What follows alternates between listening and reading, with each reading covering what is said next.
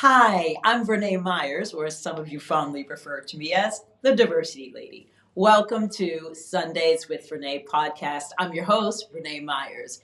Join me as I talk with the brightest minds in science and art and culture and politics to explore new perspectives, cultivate healing, and bridge divides across differences. I have fascinating conversations with people from all over the world, and I'm sharing these conversations here to inspire and to remind people how we are all connected. So, catch new episodes every third Sunday of the month.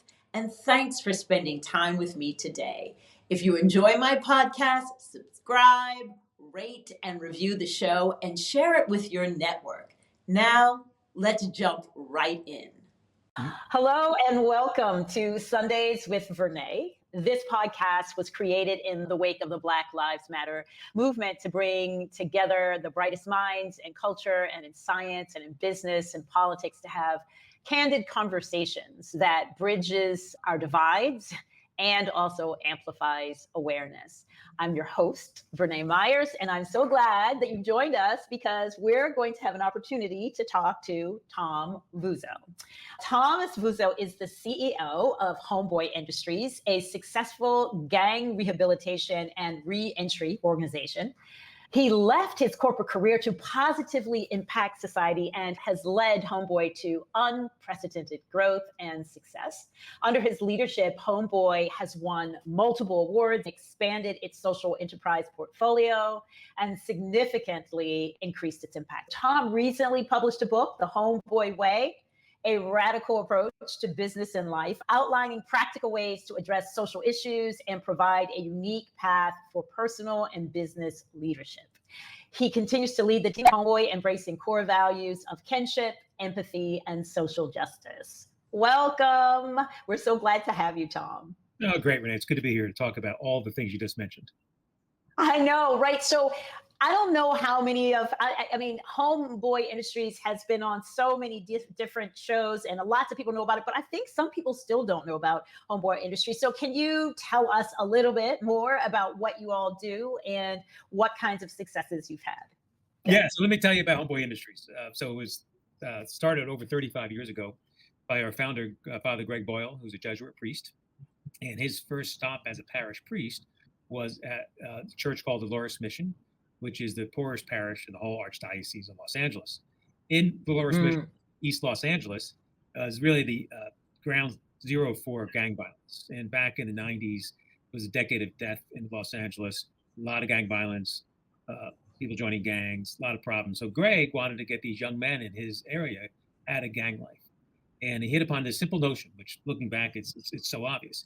If you can get these young men a job where they can make enough money for food and shelter, they're not going to go run with the gang for the money for food and shelter. And so that began Homeboys as a jobs program. He started his first bakery. So we realized that getting people to work started drawing them out of gang life. And eventually over the years, it morphed from a jobs program to a nonprofit that's about helping people heal from their trauma. And so here we are 35 years later, we help people leave gang life behind. When they come out of the prison system or jail system, and they're tired of gang life, they're tired of that lifestyle, they walk through our doors and we help them leave all that behind. So we are a nonprofit in Los Angeles, pulling people from all over the county. Los Angeles still has over 200,000 gang members. So the problems are out there even today. Yeah. And we help over 8,000 people a year walking through our doors. Wow, 8,000. Right. So what drew you to Homeboy? I mean, you're a CEO, you're at a successful company, a Fortune 200 or 500, I'm not sure. You're at the top of the game, and somehow you make a decision to go to Homeboy. And how did that all happen? You know, I've thought a lot about that. I'll give you the facts how it happened, but as friends have told me, it's more by providence than anything else, right? And but back to my corporate career. I love my corporate job. Right? We did really well. In fact, even today, like I've been a Homeboy 12 years now. I do lots of talks on behalf of Homeboy.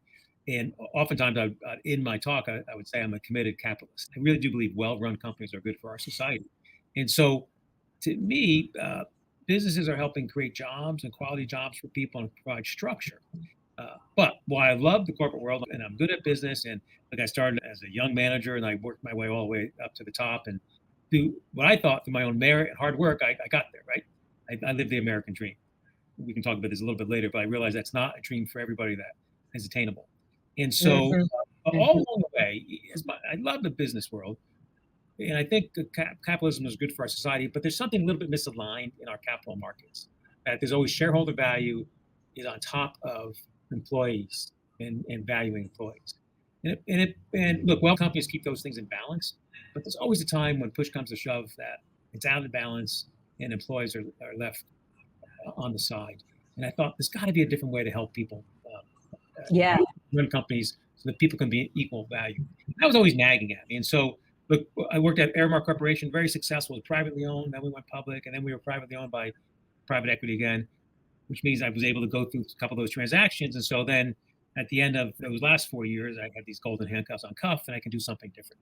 And so in many ways, while I love the business world, I had enough of the corporate world. And, those corporate executives, you have a certain shelf life anyway.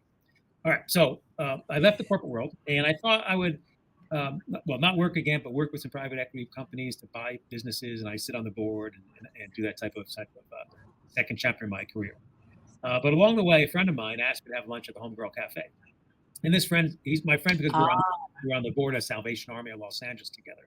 And so when he knew I left my corporate job, he invited me to lunch. And I never really knew, although I lived in Los Angeles area, I didn't know that much about Homeboy. And so I had lunch. I'm sitting in our Homegirl Cafe, and we're having a good lunch. And I'm looking around and I'm observing the workers. And I'm thinking, wow, this just looks like a pretty good workforce. They're heads down, focused on their job, interacting with customers, and working hard. Good workforce. And, back in my for-profit days, I bought 40 companies over 8 years and sold 5. So you develop a little bit of skill looking at a workforce, if that matches up. And I'm seeing this is a pretty good workforce. I'm also realizing I would have never hired any of those people in my for-profit job because they have tattoos on their face, they have felonies, and I would have never hired them. And so it's almost like it challenged me right away. It's like, oh, you think you're a hotshot business person, yet there's this population out there that you know nothing about and is a part of the workforce. And so when my friend asked me to get involved, I had time on my hands. I didn't want to be a board member any longer. I wanted to volunteer. I wanted to see if I could put my business skills to use in a different way. So I started volunteering. Homeboy has social enterprise businesses, and so really they needed an old guy with gray hair to help out. And I started to volunteer, and look, the values matched up. That in the context of a job, people are dramatically changing their life. And so that met what I thought was good about business. Homeboy does that. And I soon came to learn Homeboy does more than that. It helps provide healing. And so a couple months later, when Father Greg asked me to come on as their first CEO, I didn't think I wanted to work again, but I couldn't pass up the opportunity to be in Father Greg's orbit. And so I said yes. And let me say this one more thing. And I came into that role with all the hubris of a corporate CEO. I thought, I'll do this for 6 months to a year. I'll help fix them up, and then I'll move on and do something else. And here I am almost 12 years later, still loving what I do and feeling like I've learned so much. And it's been I'm so grateful, the blessed chapter of my whole career. Yeah. And that's why I kind of wrote the book, and we at Homeboy get out and talk about our message. I'm trying to speak to different audiences. Hey, you can go help nonprofits too, right? It's in you. Yes. Yeah. But also the acknowledgement of the hubris that we often bring when we are the expert or the one who has a deep experience. But I imagine that while some of the tools you brought from the for-profit world were very helpful, there was a lot of learning to do as well. And so what did you have to change or shift? You already said one, which was just sort of how you assess talent. But what other things, if any, did you have to shift to lead in a place like Homeboy that was different from what you learned as a for-profit executive leader? Yeah. There are many such things. And let me kind of start on the philosophical side. And, it almost was like a great situation for me. Look, Homeboy knows how to help get people out of gang life. We have not only Father Greg, but we have so many individuals who were once clients who are now the case managers and mentors and navigators that they can really mentor people to get out of gang life, right? And very successful people change their life at Homeboy. And so that was always the case. So they didn't need me. I recognized early on, they didn't need me to improve the mission, right? They needed me for all the things I could do, but it's like find the money, develop the management team, knows what their jobs are, their responsibilities are, and to not hemorrhage a lot of money out of the social enterprise businesses. And so it was comforting to know that I didn't have to be the mission expert and didn't have to be the gang expert. I didn't have to be the expert for that population, that there was a team of people there. I just needed to sit back and listen enough and not, I had to bite my tongue, fight that urge. I could always give an opinion about what was going on. Well, let the mission people do the mission work, and I can kind of fill in and move the rest of the organization forward. So that was the philosophical part of it. The big change, though, is recognizing that Homeboy is about helping the person today in front of you and what they need, right? And so sometimes we'll give people money to make their rent payment this month so they don't become homeless. Other times it would be giving them money for their electrical bill or giving them money for diapers. But it's not the same each time for every person. It's what that person needs to kind of get over those frustrating hurdles so they can work on the bigger issues. And so Yes. in the corporate world, though, it's driven into you that treat everybody equally. In our world, the people they need today and not be concerned about the collective and setting precedent and all those things. It's actually it's the ultimate in people-driven organization because it's worrying about each and individual person and doing what's needed for them. And it goes back to what you were saying is if you're going to meet people in the place of their need, you actually have to listen to them. You actually have to know and respect them and really build relationship with them. And it also helps, right, that you have hired people who've been through it and have some understanding of what people need and what the challenges that life might bring. Yeah, no, exactly right. And fundamentally, what Homeboy is about, what's Homeboy's secret sauce, right? It's so straightforward. Yeah. It's love, kinship, compassion. We're not going to judge somebody for tattoos on their face. We're going to not judge them by their past. We're just going to care for them and lean in and trust them. And that makes a difference. And that allows people to move their life forward. And so if you think about it, it's all about relationships and individual relationships. And so I say this often to my friends in the business world.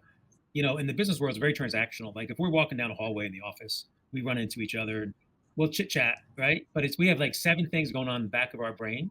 And by a Homeboy, if someone walks into my office and asks me for help, it's like you stop everything and you give them that focus. And it's really kind of being there with them. It's not about judging them, wagging your finger at them, but it's about just being in relationship with them and being compassionate. And that is what makes the difference. I know I spent a lot of time, as a consultant and also as a CDO talking to a lot of leaders at for-profit companies about compassion and about listening. And the one thing that both compassion and listening requires is time. Mm-hmm. And that's such like this valuable asset that people find it like the whole idea of compassion and kindness and relationships as being like too taxing, not, we need to move. And one of the things that I have also understood is that sometimes people can solve their own problems if they think that the person who is listening to them is listening with compassion and care, right? It's just making that space that allows people to actually check in with themselves, often find like, okay, so here's where I want to go next. And then they can talk to you about what would be helpful as well as what will not be. But boy, even the best intentioned leaders just like coming over and saying, I know what to do. I know what you need. It's well-intentioned. Often it isn't what helps. That's right. And for sure, it's the population we serve to the nth degree, right? All the folks that we serve, they're gang members. They've been imprisoned.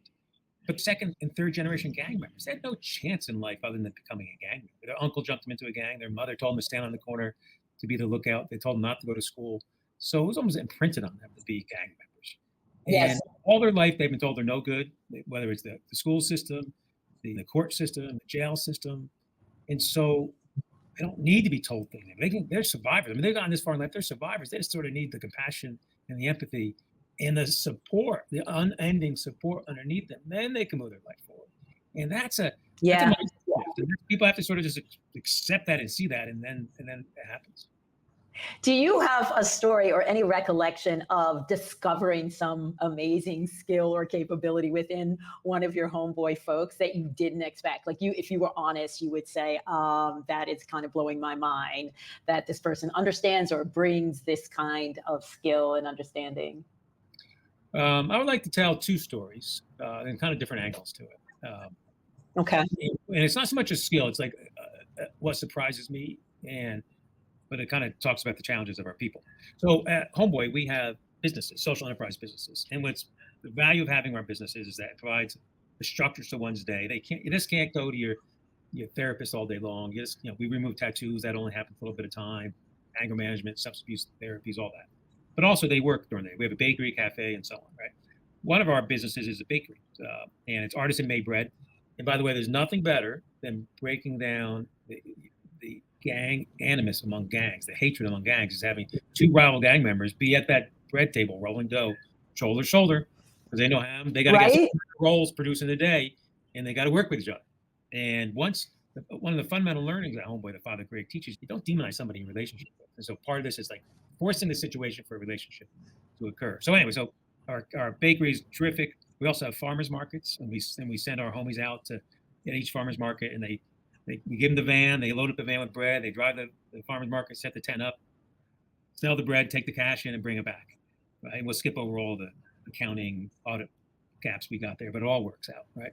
All right. So I was walking through it was like 6 months into my role. I was walking through the bakery, trying to do management by walking around, talking to people. And I overhear one of our better farmers market guys, George, talking to the bakery manager, asking for the weekend off. And George had good skills. I mean, to your point, our folks have good business skills. They have intuitive business skills. George had a gift for gab. He always sold that at the market all the time. And so for George to take the weekend off, which is the busy time for farmers markets, it was like, well, it must be important. And so the manager gave him time off. And I'm trying to be friendly. And so I go up to George after that interaction. Say, hey, George, what are you doing the weekend?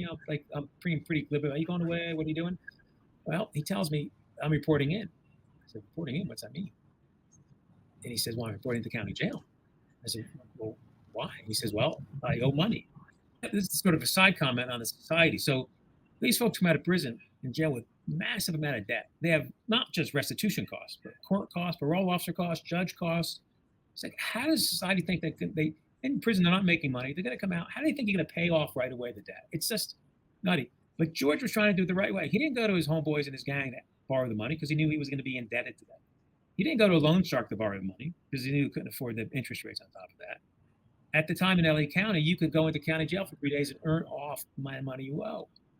And so I think I was like stuck at that point that here's a guy incarcerated, put in prison, comes out, and he's going to voluntarily go back to jail for 3 days because he owes money. And he's trying to do it the right way. Now, so I went home that day. That was a Thursday. I went home, told my wife about it. I said, thinking, that's pretty amazing that he's doing all this. I'm thinking maybe I should have gave him the money or borrowed the money, whatever. But all week long, I was thinking about it. Come Thursday, I make a beeline to see George, to see how it went. Now, I can see the stress on his face. Now, George came out of prison and unusually got custody of his two children, a 10-year-old and an 8-year-old, right away. And so he had a caregiver scheduled to come to stay with his children while he reported to county jail. That caregiver couldn't make it and canceled. So he ended up reporting to county jail, committed, and he left his 10-year-old and 8-year-old at home all weekend on their own. Their apartment, no family members around. Such a tough choice. That's the point. And so the punchline of that story is the kids were okay, nothing bad happened. But imagine the stress as a parent. You're leaving your 10-year-old and 8-year-old alone for 4 days, can't do anything about it. So I tell this because it's like, so you picked up right away. It's the choices that the poor of our society have to face all the time. In that the rest of us, we go and judge pretty much. We try to problem solve way too quick. You should have this, you should have taken that loan, or not do those things. So we just got to learn to step back. Our folks are survivors. They have good skills, but challenges of our society kind of keep them down. And so that was a huge learning for me. It's like, here's a very skilled guy. Like in the corporate world, if I didn't know anything of George's background, I would probably have hired him, and then he'd probably be moving up the chain, the ladder pretty quickly because of his abilities. But he's got all these other challenges. He can't show up. He's got to take care of his kids. And so that was like, that's one of those stories that just, it just gets at you that there's so much to learn. Yeah. You said you were going to tell us 2 stories. Is there another one there? Oh yeah. There's plenty of stories along the line. So let me tell you the story about another challenge of my executive assistant. Now, what we try to do at Homeboy is provide all regular type of jobs and have our people, our clients, we call them trainees, fill those jobs. Right. And so the story of my executive assistant. And so over the years, I've had like 4 or 5 here where we train them to be executive assistants. Then mostly they go out and get executive assistant jobs elsewhere and make some pretty good money. But this one, she came in, she was in youth camp as a child. Youth camp in Los Angeles means youth jail, right? Okay. Youth jail, number of times, in and out of youth camp. finally come to Homeboy, really mad, tough. She's a tough gang member, aggressive, really now angry now with the way life has treated her. And at 17, she became a mother, and so homeless. And so here she is, a couple of years into our program, becomes my executive assistant, works really hard, working mother, living in a shelter, still shows up on time every day to do the work. And so we, as a nonprofit, we have a board, and once every quarter, our board meets 7:30 in the morning. So she would get here early at 6:30, make sure the paperwork was set up, the water was on the table, all that stuff. But one day before one of our board meetings, she gets a call from a parole officer, and her parole officer says, "You need to report in to the office at 8 a.m. the next day." She says, "Well, can I be there at 10? I have a job. I have to set up for the board meeting at Homeboy." And he said, if you don't show up at 8 a.m., I'm going to violate you, which means she's going to go back into the prison system and not be out on parole, and then lose custody of her child, right? And so we, being Homeboy, of course, we said, okay, go to your meeting. But think about it, how would other companies? Hopefully, other companies would treat that well, but most people would have too much shame to say it. But the choices, okay, impossible choices. So she's my secretary. She does a great job. She got herself into AA. She got herself an AA degree, right? A lot of tutoring around Homeboy. A lot of the women helped mentor her way. And then she applied to UCLA and got into UCLA. And then last May, she graduated from UCLA. Wow. Not only that, then she applied to law school. And she's going to Cal Berkeley Law School. And so I love it. Unbelievable, right? I mean, we have plenty of stories like that. And it's like, people are not disposable. They actually have abilities and talent and capability. You just got to kind of lean in with services and support them to move it forward. Yeah. I mean, one of my favorite quotes is from Brian Stevenson of the Equal Justice Initiative, where he says that, everyone is more than the worst thing they've ever done. Yeah. And that kind of a philosophy is, I think, so necessary because we're so deeply into judgment with so little information about a person, and without giving that person the space to really evolve into who they were meant to be and to actually experience that despite all of these life challenges. So the fact that Homeboy makes that possible is got to be so gratifying, but also, like you said, just like you're learning over and over and over again, not to judge, to give people the space to be themselves, and to not associate the fact that they were in a gang or have these tattoos or they messed up with their children, any of those things that usually cause us to be like, okay, that's it. I don't want anything to do with you, and how much we miss out on that. But, you have a very, very diverse organization on so many dimensions. And I wonder, as a leader, what have you learned about leading an organization like this? And what are the mistakes that leaders often make when it comes to trying to cultivate an institution or an environment that allows people from very different backgrounds to really thrive? There's a lot in that question. So let me go a couple of ways and refocus me if need be. I've thought a lot about this. And so a little bit why I wrote the book was I've learned so much at Homeboy about not just running a nonprofit, but so much about the struggles that people are demonized, and leadership lessons from the homies. That if I always thought if I was to go back to the corporate world, what would I bring? I love that question. One of the topics I already mentioned it's about treating the individual, not worrying about setting precedent. But this other aspect is recognizing that the poor have a lot of struggles, and that if their behavior in the traditional way of a corporation or a company saying, "Oh, you got bad behavior," well, there's something underneath that. There's something challenging in their life that's causing them not to work. I mean, fundamentally, people want to do a good job. I'm telling you, people want to earn honest wages for an honest day's work. And if it's not happening, it's like something in their life is struggling. And so try to get underneath that and help support them in their life. And the corporations sort of don't have that point of view. And that's a big learning. And then I want to talk about diversity for a second. Listen, Homeboy is a very diverse organization, as you've said. And look, I think we do a really, really good job. Do I think we're perfect? No. Do I think there's a lot more growth for us? Absolutely. And I think about our population that we serve. Listen, our folks are victims of racial injustice, system injustice, all through their life, right? And they're survivors as well. And so oftentimes because I'm a business guy, so I'm speaking like I'm an expert, but this is like my perspective. A lot of gangs are sort of racially segregated, right? And it's sort of gangs against gangs. It's race gets tossed into that at the same time. And our folks have been yelled at, pointed at all through society. So they walk through our doors. They want to get out of that situation, but they come in angry for all sorts of legit reasons, right? Yeah.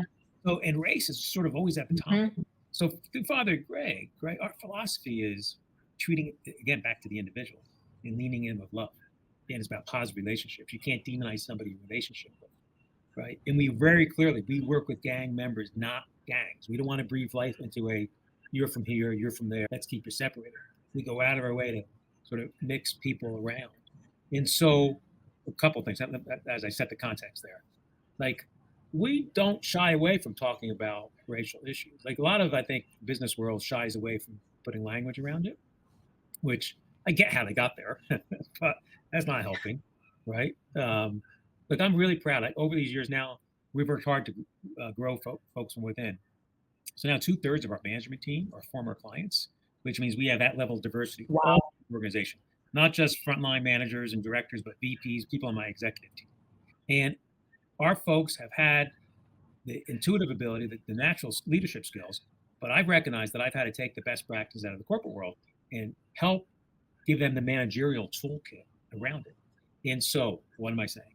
I want to say this more to corporations. If a corporation wants to have more diversity in their corporation, take it as a long-term initiative and start developing the people at the front lines and stay with them through their careers and allow them to grow. Because if a corporation thinks it's a quick fix by just going off and hiring someone else's diverse candidate, it's just a small group of people getting those jobs. You got to kind of grow the bigger pie, and you just got to come in with the effort of the support services and the managerial training around that. Yes, yes, I agree with you, but it is an investment, right? And it's also an understanding of you've got talent in your ranks, and it's almost, I don't want to say like a sin, but it's a missed opportunity, right? To not provide the kind of support and development that really talented people can bring their best and really function at their highest level. I mean, you do talk about work and meaningful work and the idea of dignity in work, et cetera. And, I would say all sorts of people in all sorts of jobs don't feel that. They don't feel seen, they don't feel the dignity, and they don't feel the meaning. How is that accomplished? I'm thinking of that. It's a good question. I guess my answer is we have a very strong culture here. And Homeboy attracts people who are, I guess, people oriented and maybe have more of a natural empathy and compassion. But a large part of this is that we have people in the organization who wants clients. Like our folks are great at helping people leave gang life behind. Let me just brag on behalf of our people. People have been part of the Homeboy program. 2 years later, have only a 30% recidivism, meaning going back into the prison system under new charges. That compares to a statewide average of 70%. So we're 2 times more successful than the statewide average. And we have serious violent offenders. So it's the strength of the program of caring for people and leaning into people. And so our folks are the most generous people. They care for each other, right? And because they know how hard it was for them to start at the bottom and how to humble themselves, they have huge compassion and respect for the dignity of that work. And that's just, it's almost like baked in on how we do that. And then the outside staff figures that out too, and it becomes like this is the way we approach it.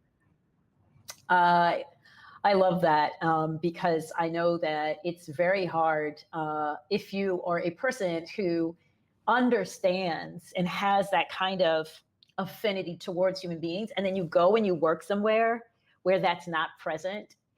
You sort of feel like, am I the person who has problems, or it is this place, because this culture doesn't align with my sense of how life should be and how we should be, interacting with each other. And so it really causes people to be despondent and depressed, and they don't want to come to work. And I feel like a lot of companies don't recognize that they're losing out as a result of that, not just because they're not getting the best out of people, but people are calling in sick, they're traumatized, they're taking time off, they feel so out of line. And I truly hope that leaders out there who are in different kinds of environments, so many times I hear leaders who are in for-profit situations, they're like, well, we're not a social justice institute. And I'm like, really? So you're not into justice? You're not into social?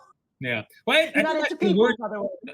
but I think I look at in a positive way of saying most businesses want to do well for their people. They really do. They just sometimes don't know how to get there. And their people want to do. The people want to be people Yeah. oriented. And so if they know their staff, they know they want to lean in and help them.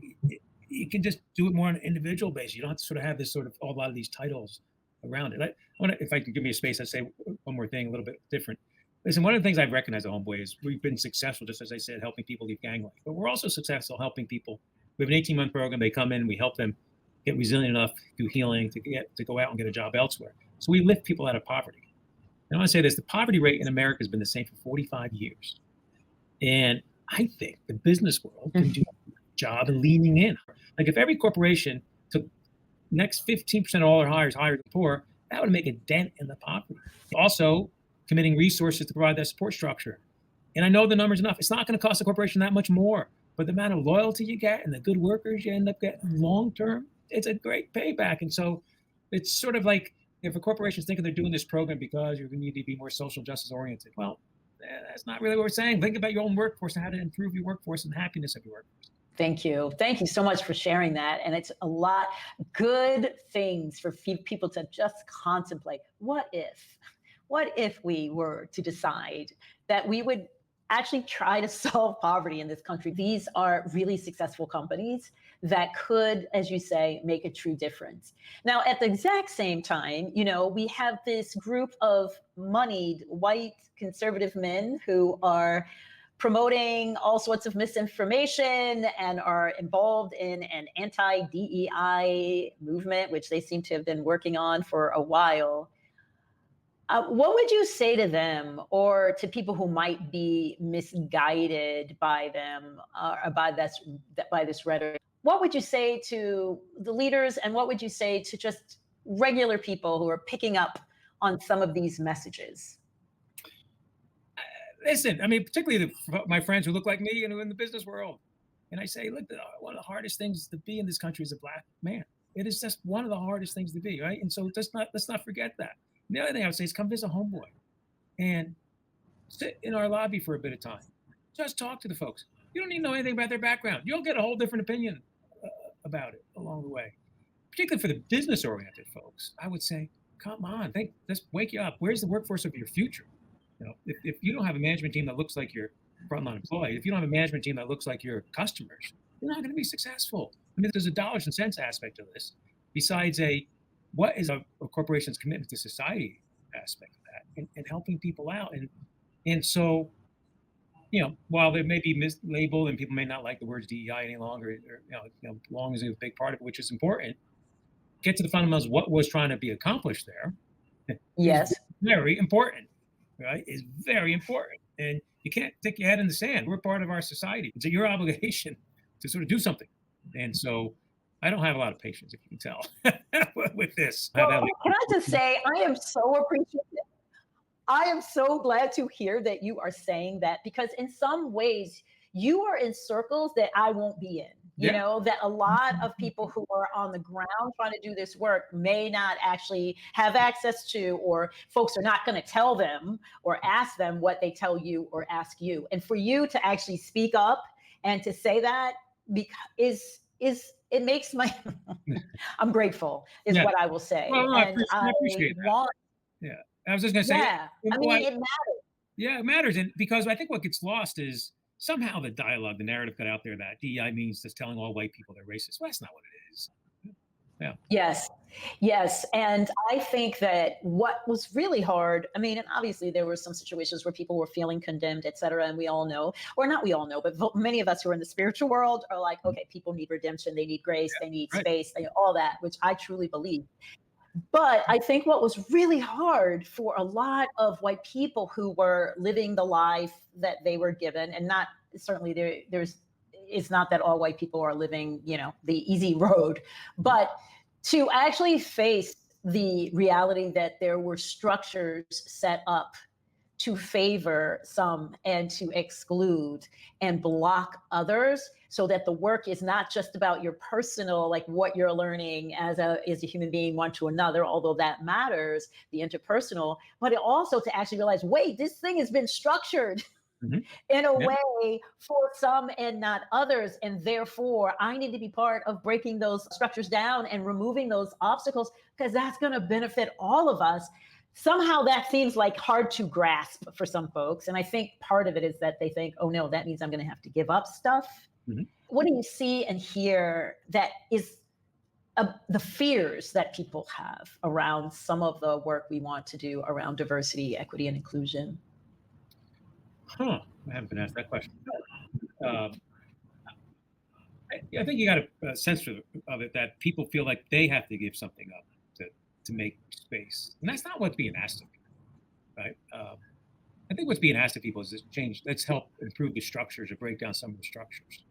Sometimes what I do in this story, in the way of explaining this, like I almost like doing, I almost take the race part out. I mean, to me, it's more about the oppressed and the oppressors, right? The oppressors always keep the oppressed. Yes.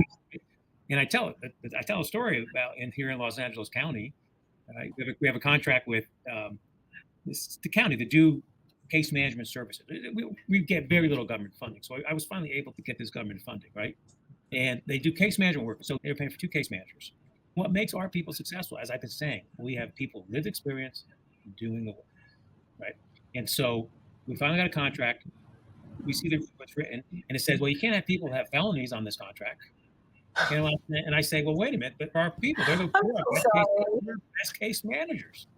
And so they said, well, you can sign it. We're not going to hold you accountable. I said, I'm not signing a contract where I'm going to violate it because you have a crazy rule in there. You have a rule that's just so old fashioned, right?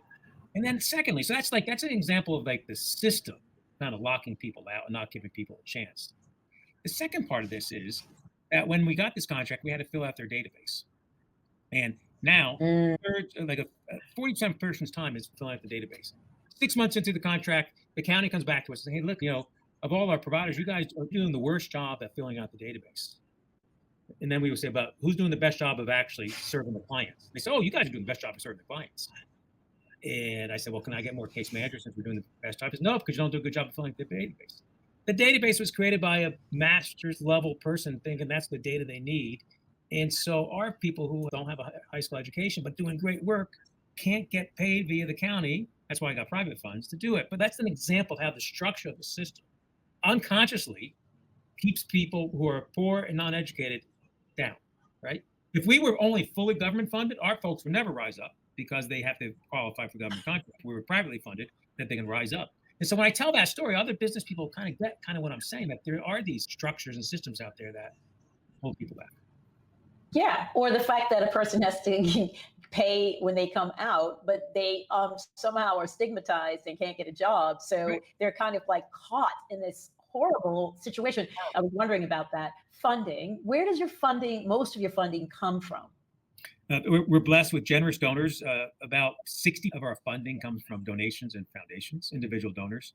Another 30% comes from our social enterprise businesses. And then the remaining 10% comes from some form of government, county, city, state, federal. Yes. So, for example, I know I've just a tad bit about the philanthropic world. What do those who are your funders, from different funds, what do they get right and what do they struggle with, you find, in your experience with Homeboy? We have a lot of generous funders, and I guess a good profile of our funder is entrepreneurs, people who've made it well in life. They hit upon an idea, had a company that went big time, and because they had a mentor at one point, and someone gave them a chance, and so they see us as giving people chances, and so the money gets directed to folks in need. So they understand. We have many funders who are family foundations, people who sort of, again, did well for themselves. In the foundation world, sometimes the bigger foundations, lately they've been very data driven, and they're all focused on data and data outcomes. Impact. So, listen, if you think about what Homeboy's about, is helping people heal from their trauma, finding their self-worth, and really what makes us work is, I'm thinking sidebar here, like our folks are able to get through their pain, transform their pain, once they're able to start loving themselves. And they're able to start loving themselves when they finally realize that God loves them no matter what. That's the difference. Yeah. And finding God, that God loves them no matter what, and not judging them. So now let me ask you, how do you measure that? right? I mean, and so when foundations say, well, give me your statistics, yeah, I will give you some statistics, but it has nothing to do with what we're really about, right?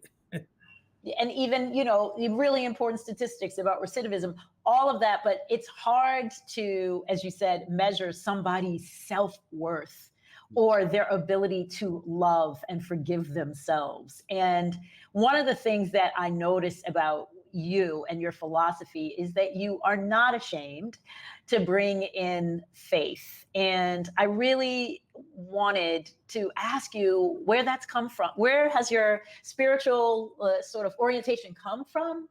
And how has it changed you, if at all, as a leader? Yeah, I've always listen. I was a churchgoer. My parents taught us to be churchgoers as kids, right? My wife and I are churchgoers, but I would never say I was spiritual. And now I understand. Coming to Homeboy and listening to the homies tell their story. Now, clearly, our founder, Father Greg Boyle, is a Jesuit priest, right? But it's really listening to our homies, and they've been through so much trauma and abuse, and like guys who are in solitary confinement talk about finding God, and their faith is strong. And I'm thinking, oh my gosh, how can they have strong faith and I don't after the difference in their lifestyle, right? And so really is then learning to sit back, open your eyes and listen and humble yourself and meditate. And so I've been on this long spiritual journey these past 10 years and it's been wonderful. It's been great. And I've learned so much more about myself and my own faith. I wish I had done this when I was a young man along the way. Yeah. Oh my God. That just gave me chills because I do wish that, I don't know, people's religions, some people have different faiths, and there's some people obviously who don't believe in God, etc. But there is something that is about love and forgiveness and grace and this idea that we were made in the image of a creative force. Mm-hmm. And to then really know that and to use it as almost like a shield against all the other yuck that comes your way that would make you think that you aren't valuable and you're not worth redeeming and that there are things you've done that cannot be forgiven. Like, to have the idea of love and incredibly like agape, unconditional love, to experience it is life-changing. It sure is. And when you wake up, right, and when you realize that, it's for me, I think I was a hard worker. I wanted to do well, but being measured and all that. But realizing that God's not going to judge me. He's too busy loving me to judge me, And yeah, and I started learning that at Homeboy, and of late, Greg's got this phrase. I love it.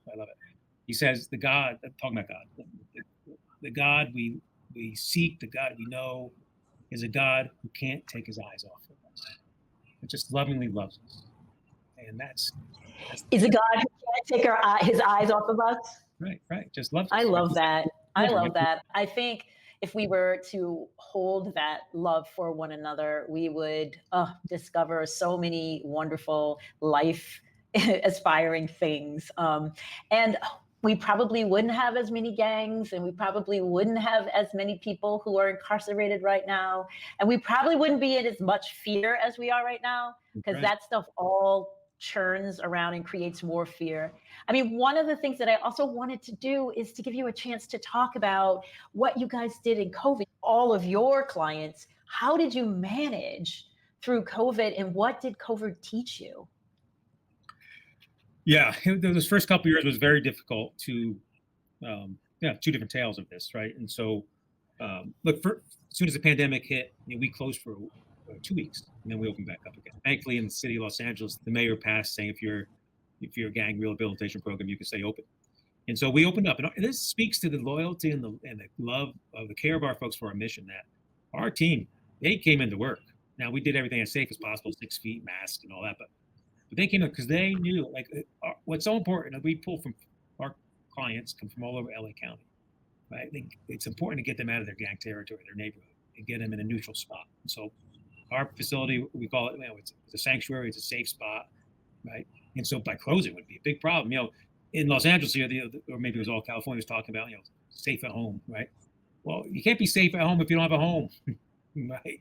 And so we were open, and our team did an unbelievable job of doing it and staying open and making sure we took care of people along the way. But the bad part of the story is that really those first 2 years, really over 20 people passed away of our clients, not from COVID, but from gang violence, domestic violence, drug overdoses.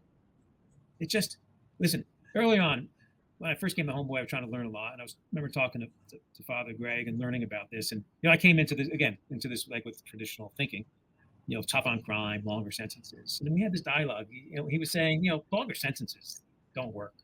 Because these people, our young men, women, they don't think they're going to live past age 25. So they're going to do they're going to do these bad things anyway because they don't think they're going to live a long life. Because why? They don't think they have an absence of hope. Right? And so bad things happen when you have absence of hope. There's a reckless and bad, violent things happen. And so what happened during COVID? Absence of hope. And so that it mushroomed into more violence, people arming themselves, more drugs, more overdoses, more domestic violence. So tough on our population. The flip side, the good story is through COVID, because just as you frame that up, people banded together realizing that a lot of folks on the fringe of our society were food insecure and they need resources. And then the George Floyd murder came along. And I think then people realized, we got a problem in our society. And so a little bit, we think the combination of those two things, then people look to say, who are authentic practitioners of helping people on the margin? They saw us as Homeboy. So we've had a really good run of fundraising over the last couple of years since COVID. But at the same time, our population's really taken on the chin. It's been really hard. Yeah. So I'm sorry for your loss. And I also am grateful to know that people responded by giving more opportunity for you to make a difference. One of the things that I also realized is that you had this Feed Hope program, and how many people did you help feed? Yeah, it was pretty impressive. So again, we run a cafe, and so as soon as COVID came along, everybody again shut down for 2 weeks. But the women in the Homegirl Cafe, they came to us and say, listen, we have food in our storerooms and our refrigerators. So can we come in and make meals and hand them out to people who don't have food? And we said, absolutely. A board member found out about it, and then we were able to fundraise for like $400,000. And then we did more of those meals. And it was a double benefit. We got people to work along the way. We got people food.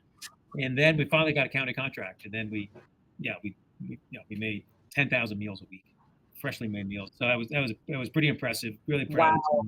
That's really pivoting, shutting down the cafe to then do something different. So it worked out really well. Yeah. I love that. And that sense of purpose and the ability to make a difference when so many people were feeling so powerless, right? I'm sure that when they came to you and said, hey, look, we have this, let's do something, that it was fulfilling at a time that was a deeply, deeply scary time. So thank you for doing that, because everything you do in Homeboy, you're doing it for all of us. So thank you for that. Two last questions to ask you. Yeah, sure. One is, what are you most excited about right now and Homeboys? And also, what can leaders do? What can wealthy people do? What can regular people do to support the work that you are doing at Homeboy Industries? Yeah, I love it. What am I most excited about? I'll do 3 quick things on it. We're trying to do housing for our folks. We don't do housing. So we have plans to do transitional housing. Second thing I'm excited about is growing our social enterprise businesses. We recognize that our businesses, we're very trauma informed. And so the more I'm thinking about it, boy, if I can add more businesses, I can create more jobs, and people can make their livelihoods in a very safe, trauma informed way. So we're looking to grow. So we have Homeboy Electronic Recycling is new. We're now recycling apparel is another new. We're about to come out and have 2 locations to do pet grooming along the way. So it's all sorts of different types of pet grooming. Yeah. Oh, I love it. I know, and they're actually pretty good jobs. $22 an hour plus tips. So that's a pretty good job. But and you know how pets are so important for health and for rejuvenation and a sense of belonging. Like, that's special. I think it would be good. And the third thing I'm excited about is the future of Homeboy. We worked hard to develop the team from within, as I mentioned previously. I think we're in a good spot of a team who knows how to do this work. Oh my gosh. Do you think that there is a client that one day will be the CEO? Is that something that you think about? No doubt. Wow, what a great vision. Yeah, that would be a true sign of success, huh? Right. That's for sure. Absolutely. Yeah. Listen, so donate to Homeboy. we have a good web presence, homeboy.org. Buy my book, The Homeboy Way, if you want to understand what it takes to, as a traditional business guy, kind of coming into a human services nonprofit and what you learn. You can buy that book, but also donations. Listen, I say this all the time. For people who are poor in our society, money makes a difference. There's this cliche that says, money doesn't help people. But no, if you're poor, money helps people because they have all these challenges to get through before they work on themselves. So money does make a difference. So keep on donating. I have one more thing. And if you have the desire, go help out another human services organization, another nonprofit. Everybody has a skill to be used and to be had. It's about the mindset of moving to be with people on the margin of our society in humility and forming relationships. Not like you got to tell people what to do. You just got to form a relationship. And if I can do that, if a cold, calculated business guy can do that, mostly anybody else can too. Clearly, you are not a cold, calculated business guy, but maybe that was you a long time ago. Right. But I am so grateful that you have become and evolved to the person that you are. It makes a huge difference. Thank you so much for coming to be part of Sundays with Vernā, and I hope people will be inspired by your example and speak up and work on behalf of others the way you have. So thank you so much. I appreciate you. All right. Thank you. Take care. Thanks for joining us. Be sure to follow me at Vernā Myers on Instagram and Twitter. You can also listen to my podcast on Spotify and Apple Music. Subscribe to my channel and share this episode with someone who is going to join us in this space. Make sure to visit my website for DEI resources and online learning courses at vernamyers.com, and make sure you sign up for my newsletter to stay in touch with me.